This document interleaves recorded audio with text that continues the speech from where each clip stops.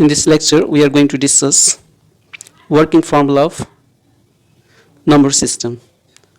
The first formula of the number system is if modulus of x is less than a, then x less than a, x less than a, and x is greater than minus a.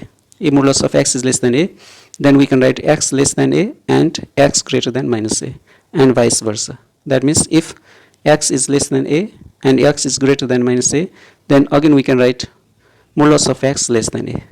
Second formula, the modulus of complex number x plus iy, or we can say the absolute value of the complex number x plus iy is equal to root under x square plus y square.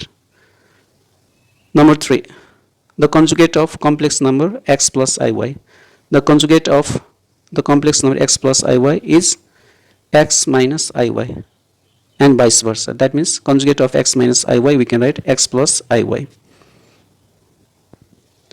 The fourth formula of number system is I is equal to root of minus 1. I is the imaginary unit, or we can say a complex number having the real part 0 and imaginary part 1. So the value of I is equal to root of minus 1, where I is equal to 0, 1. I square, that means the square of imaginary unit is equal to minus 1. So when we take the square, when we take a square on both sides, then I square will be equal to root will cancel, get minus 1. So form number 5 is I square is equal to minus 1. Number 6, the square of the modulus of any number is equal to the square of the given real number, because both give the same positive value. Number 7, modulus of x plus iy is less than or equal to modulus of x plus modulus of y. This is also known as triangle inequality of real numbers.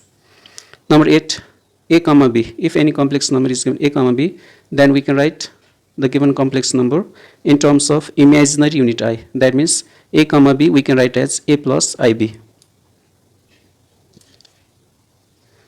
Number 9, a comma 0. The complex number a comma 0 we can write equals to a. That means if the imaginary part of any complex number is 0, then the complex number we can represent by its real part. So a comma 0 we can write as a, because imaginary part is 0. So we can represent it by real part, which is equal to a. A comma 0 is equal to a. For number 10, addition of two complex numbers. So when we have to add any two given complex number, then the sum of two complex numbers we get by adding the corresponding real parts by adding the corresponding imaginary parts. That means a comma b plus c comma d we can write as a plus c comma b plus d.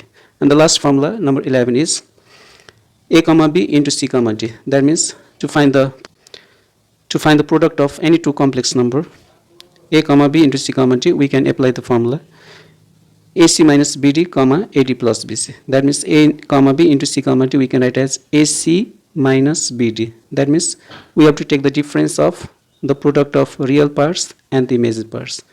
Then we get real part comma ad plus bc. That means real part multiply with imaginary part and imaginary part multiply with the real part. Then we get ad plus bc, which is the imaginary part of the two complex number when they are multiplied. So a comma b into c comma d we can write as ac minus bd comma ad plus bc. Thank you.